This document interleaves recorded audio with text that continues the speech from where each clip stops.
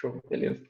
Então, galera, é o seguinte, aqui na questão 7 é uma tirinha da Mafalda, né? Cara, o bicho gosta muito, mas muito mesmo de usar de ilustrar de uma forma. Eu acho que já é a terceira questão, né? A terceira ou quarta questão que eu vejo com a tirinha da Mafalda, mas enfim.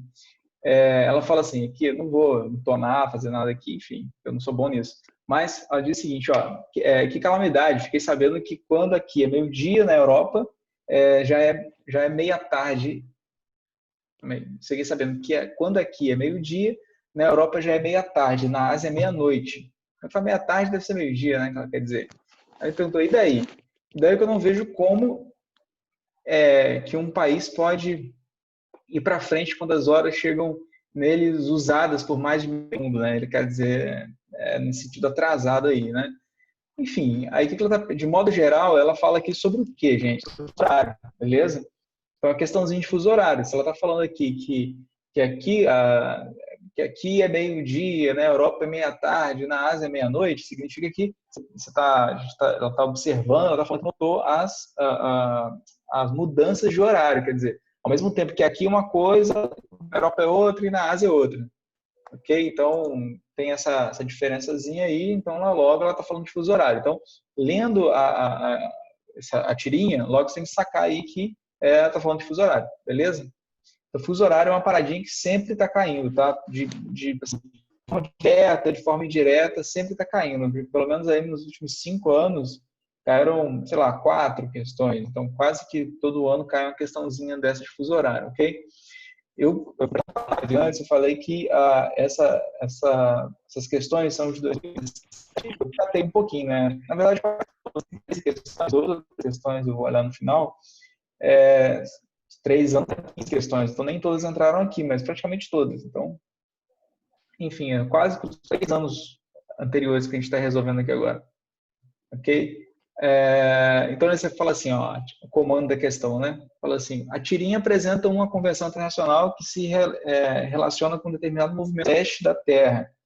Então, ele está dizendo, ele não fala de fuso horário até agora, né? Ele só fala, você está subentendido que é fuso horário, você tem que entender que é fuso horário. Ele está falando de um movimento celeste da Terra. No fundo, o celeste ali, mas, cara, é movimento da Terra, né? De qualquer forma, ok? Então, quais são os dois movimentos que a gente mais conhece aí? Na verdade, a Terra tem 14 movimentos. A Terra faz 14 movimentos diferentes. Translação e rotação através do quê? Dois. Isso, rotação e translação. E aí, cara, são as mais conhecidas, ok? Porém, até 14 movimentos, enfim, são 5 são mais conhecidos, mas o que dá mais, assim, por exemplo, mais no nosso dia a dia, o que tem mais influência, assim, que a gente consegue perceber num prazo mais curto de tempo é a rotação, que é responsável pelos dias e noites, né? E as estações e a translação, que é pelas estações do ano. Então, uma a gente percebe todo dia e outra, né, pelo menos a cada ano. Ele percebe que marque a opção correta que apresenta respectivamente essa relação, ok? Então, seria, né, quando ele fala de rotação, ele está falando de mudança de fuso horário. A fuso horário não tem nada a ver com translação, ok? Fuso horário tem a ver com o ano, não tem a ver com fuso horário. Então, a relação correta entre a tirinha, né, o que ela está falando ali, seria a letra C, os fusos horários e a rotação, ok? Então, a rotação aí, como a Terra gira de leste para oeste, de oeste para leste, perdão, o Sol nasce a leste, e aí os lugares mais adiantados, os lugares mais a oeste são mais atrasados. Então, no caso aqui, o Brasil, como está na parte, nós estamos no hemisfério, estamos no ocidente, né? Então, estamos mais a oeste, logo, logo nós somos mais atrasados, beleza? Quem está riscando a tela aí, mano? Para com isso. Ok? A outra a gente já resolveu, tá? Para quem não estava aí, a 8 Ilhas de Calor, letra A. Beleza? E a 9, então vamos para 9, né? 8, 9, ok, 9.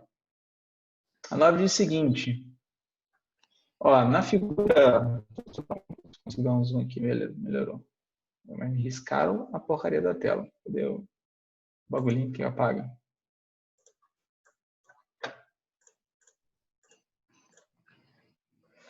Então,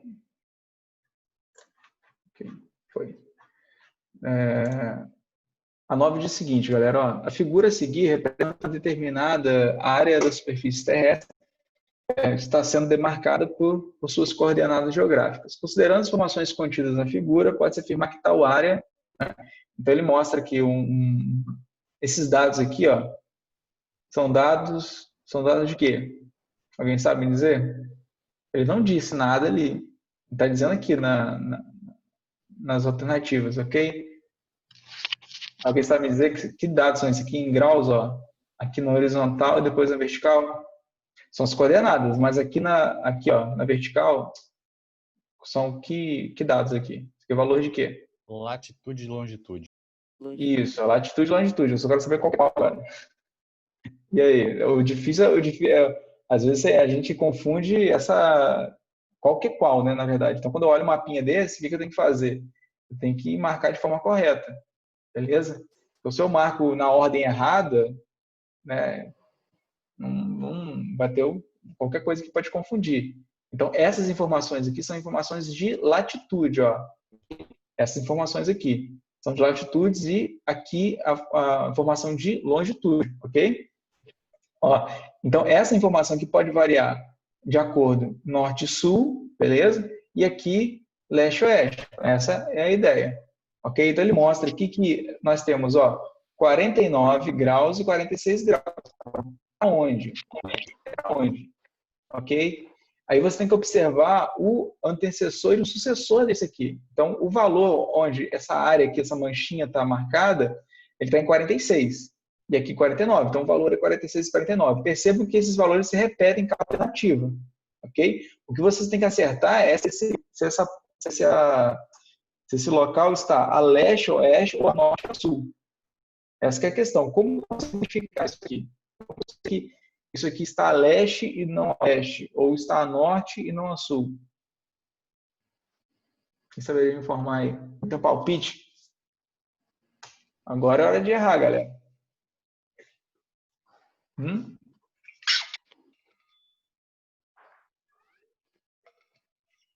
Todo mundo com medo, mano?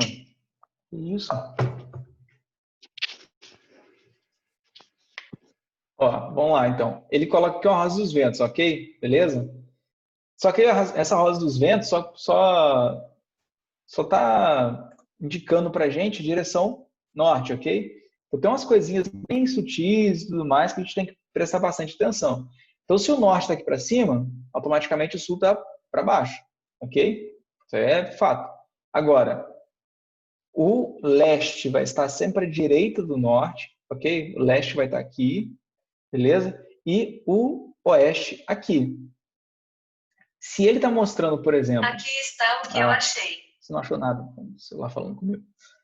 Então, o que vai acontecer aqui? Olha só. Percebam que os valores de longitude eles vão aumentando, ó, em direção à direita.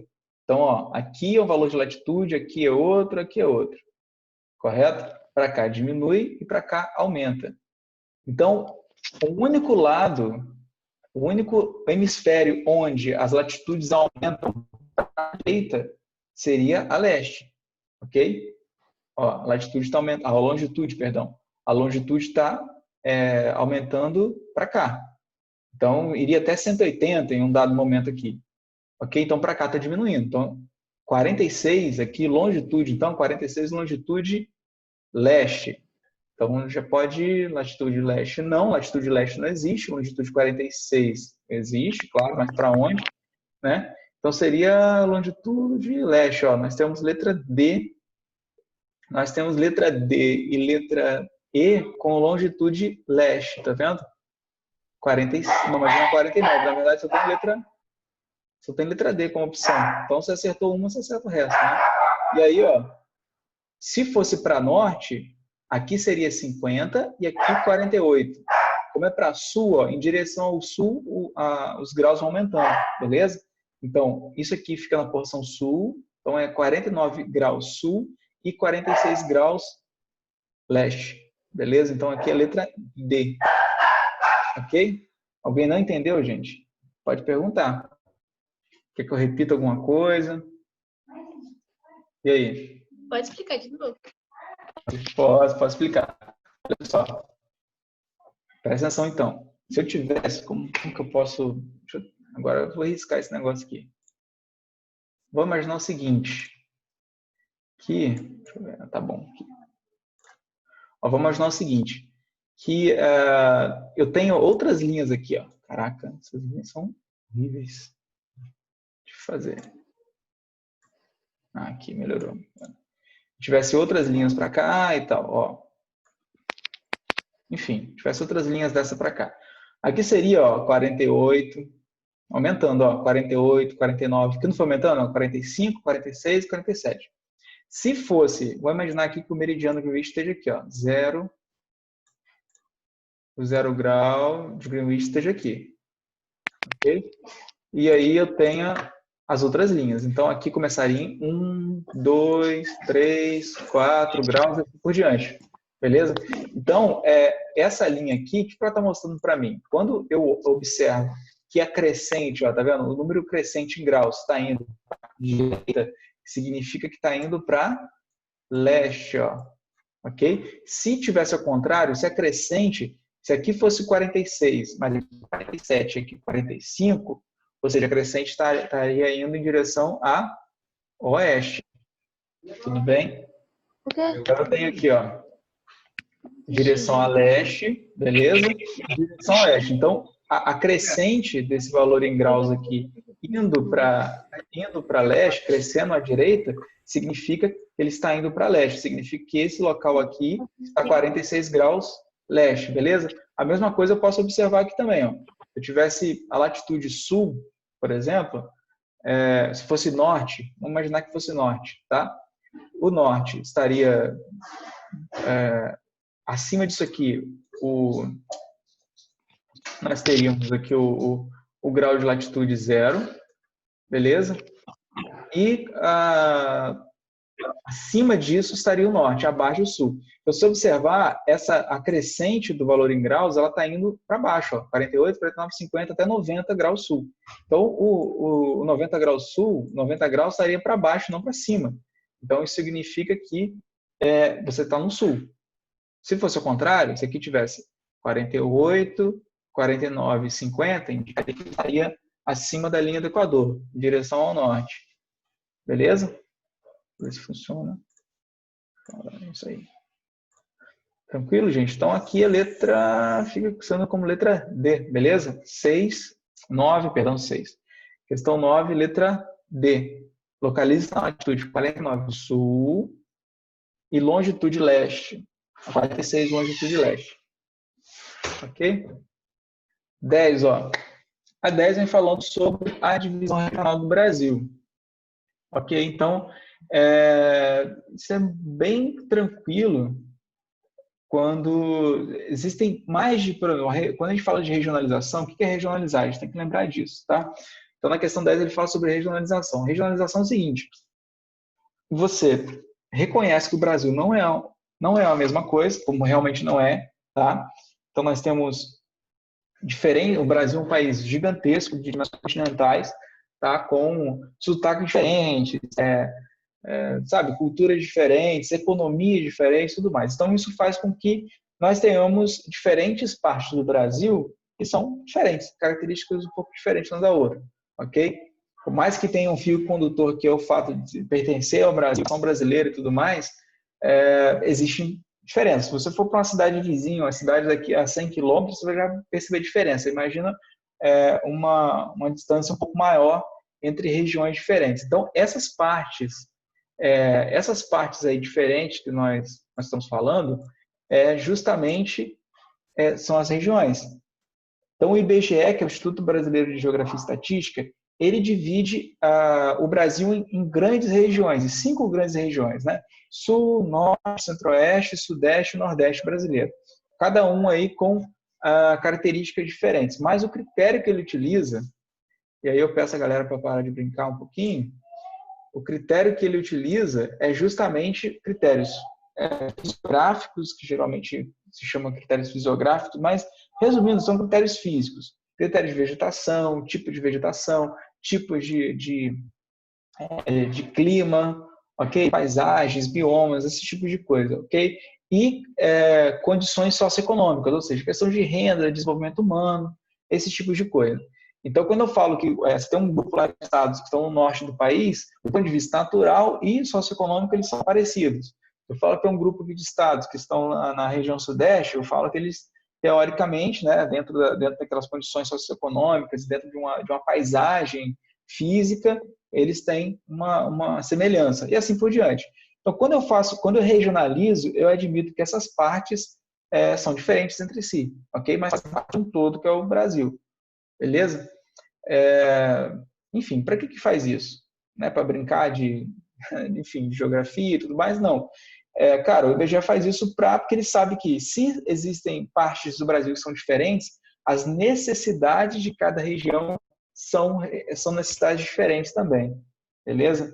Então, por exemplo, nessa questão aqui agora do Covid e tudo mais, né, nós temos leitos de hospitais, leitos de UTI em maior quantidade no estado de São Paulo, no estado do Rio mais ou menos, Minas. Agora, o norte do país rapidinho entrou em calamidade pública, né? Por quê? Porque lá a quantidade, claro que a população é menor, mas também a questão do investimento, a questão do investimento em saúde pública é menor, aquela coisa toda. Então, eu não posso tratar as regiões do Brasil de forma igual, sendo que eu sei que tem umas que têm melhores condições financeiras e estruturais e outras que não têm.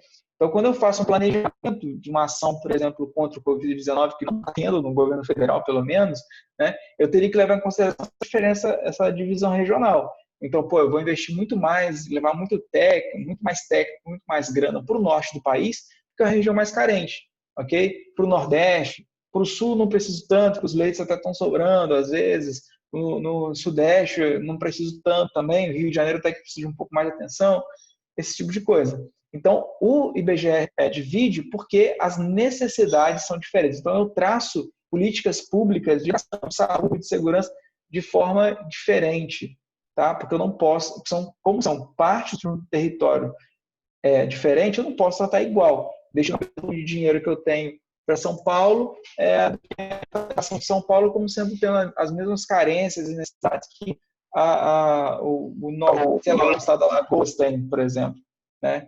Então eu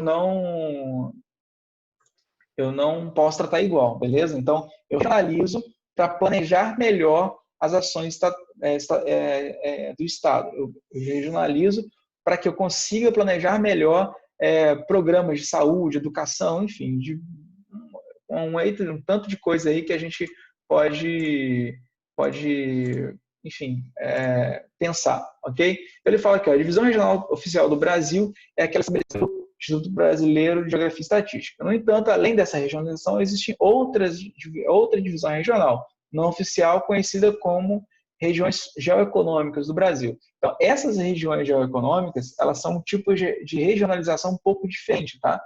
Ela leva em consideração outros aspectos, além de socioeconômicos e físicos, ela leva em consideração também questões históricas, de desenvolvimento como que eu posso dizer, de processos históricos de formação do território brasileiro, tá? E ela tem algumas características, não sei se eu posso, deixa eu ver se eu coloco aqui para vocês, deixa eu ver se mapa da região, regialização geoeconômica, ó.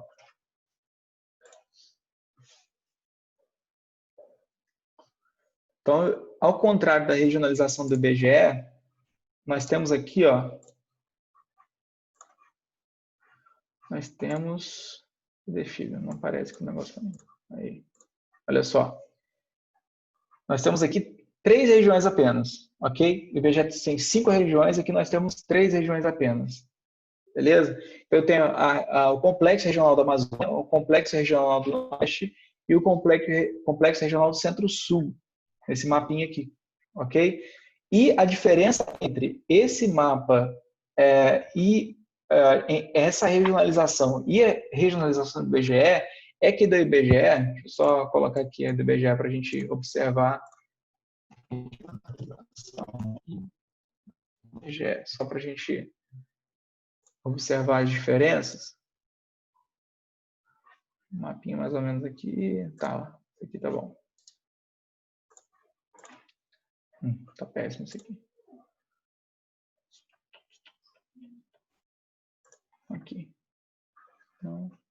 Então um do lado do outro tá melhor. Olha só. Então nós temos aqui, ó, desse lado a do IBGE com 5 regiões, do outro lado a geoeconômica do geógrafo Pedro Pinchas. Isso lá da década de 60, por aí. A primeira diferença que a gente pode observar é a quantidade de regiões, como eu falei, 5 regiões para o IBGE e 2 regiões para a geoeconômica. Outra diferença é que a regionalização do IBGE ela respeita os limites estaduais. Ó, você percebe direitinho aqui, ó, que, cara, Sudeste fica exatamente, sabe, limitado aqui por Minas Gerais, Espírito Santo e São Paulo, ok? Enquanto nas regionalizações, na regionalização geoeconômica, respeito, ó, você corta a parte de Minas, parte do norte de Minas aqui ele coloca como sendo Nordeste brasileiro, beleza? E a outra parte fazendo pertencente ao Centro-Sul, ok? Então essa é a principal diferença, essas duas são as principais diferenças aí. Além dos critérios que eu utilizo. Enquanto aqui no IBGE eu utilizo o critério físico e socioeconômico, aqui eu utilizo o critério físico, socioeconômico e os processos de formação, o processo histórico de formação do território brasileiro, ok? Galera, seguinte, deu aviso aqui que está faltando menos de 10, uns 6 minutos mais ou menos, para acabar nosso tempo. E aí, como você chega um pouquinho mais tarde, eu vou estender pelo menos mais 15 minutos depois, e aí vocês entram, ok? Depois que terminar aqui, vocês entram de novo no link para a gente continuar, beleza? Deixa eu voltar aqui para as questões. Não, aqui, show.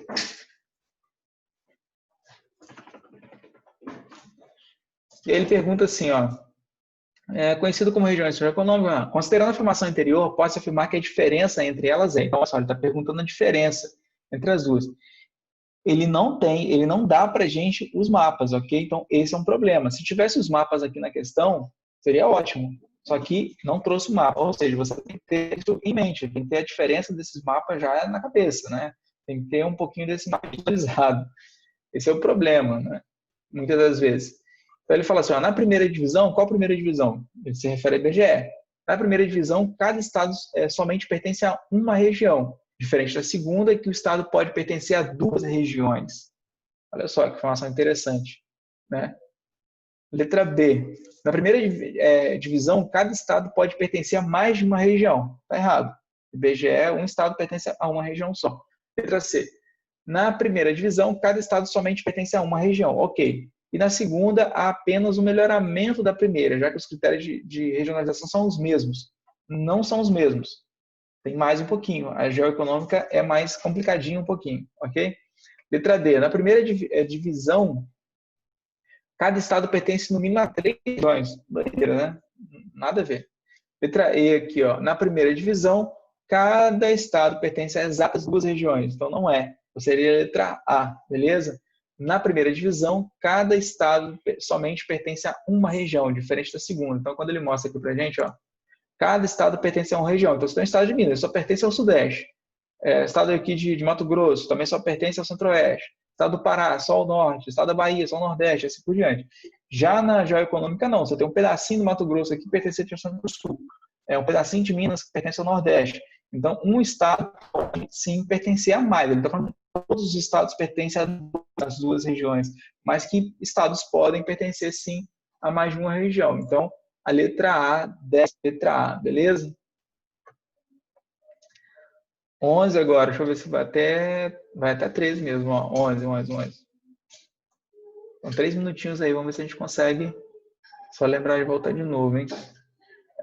11, ó. De novo, sobre movimento de oscilação, rotação. Cara, tá caindo muito isso, né? Eu já fiz pelo menos umas... 2015 caiu, 2016 caiu, agora não sei se essa é 17, mas pelo menos nessa listinha nós estamos falando sobre o mesmo, questões falando do mesmo assunto. Então, em 3 anos caíram 3 questões mesmo. Então, pelo menos uma questão dessa em cada prova, né? Então, geografia e física tá bombando na geografia de modo geral. Beleza? Então, ó, 11. O movimento de translação terrestre é um movimento que o planeta realiza em torno do Sol. Beleza. O caminho percorrido pela Terra é chamado de órbita elíptica. o movimento realizado é em um formato elíptico. Esse movimento dura 365 dias, 5 horas e 48 minutos, quase 6 horas, né? O tempo que a Terra leva para realizar a translação é chamado de ano sideral. Por convenção, adotou-se um ano civil, cuja duração é de 365 dias. Se considerarmos o tempo real, a cada 4 anos, o ano civil tem 365 dias. Então, é conhecido como ano bissexto. Então, para a gente tentar ajustar o ano civil ao ano sideral, né, a cada 4 anos, vamos imaginar o seguinte, eu conto o ano sideral como se fosse o ano civil. Se você fizer isso a cada... Você tem praticamente 6 horas. Né? Todo ano você tem 6 horas a menos do ano. No final de 4 anos, tem 24 horas, praticamente. Ok?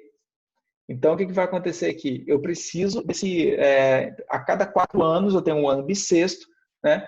Que eu ajusto o ano civil ao ano sideral. Senão, imagina que daqui eu não conte mais o ano bissexto. Daqui a, sei lá, 150 anos, o nosso verão começa em setembro. Vai começar em junho, em julho, porque houve um desajuste entre o ano sideral e o ano civil, beleza? Então, quando o ano civil está meio que descompassado do ano sideral, eu vou lá e o bissexto ajusta. Diferença, ok? Num período de 4 anos é quase que imperceptível a diferença, mas num período de, sei lá, 100 anos, 150 anos, vai ser um negócio bem gritante. Aí ele fala assim, ó, considerando o tipo, galera, vai acabar daqui a pouquinho, falta menos de 1 minuto, então voltem. Se desligar do nada, vocês pegam e voltem lá no link, beleza? Para a gente continuar a nossa reunião, ok? Então, ó, considerando o tipo de movimento destacado acima, pode-se afirmar que ele é responsável pelo quê? Então, qual movimento que ele fala? O movimento de translação. Ele é responsável pelos dias e noites? Não, é o de rotação. Sucessão de marés? Nada a ver. Sucessão de estações do ano? Né? Sucessão de mudanças climáticas? Também não tem nada a ver. E sucessão de eclipses solares? Também nada a ver. Né? Então, a letra C, 11, letra C, pela sucessão de estações do ano. Bem simples, bem de boa, não tem problema aí. Tá? Essa é bem tranquila. Ok? Pergunta ridícula. Achei que ele ia perguntar alguma coisa sobre ano bissexto,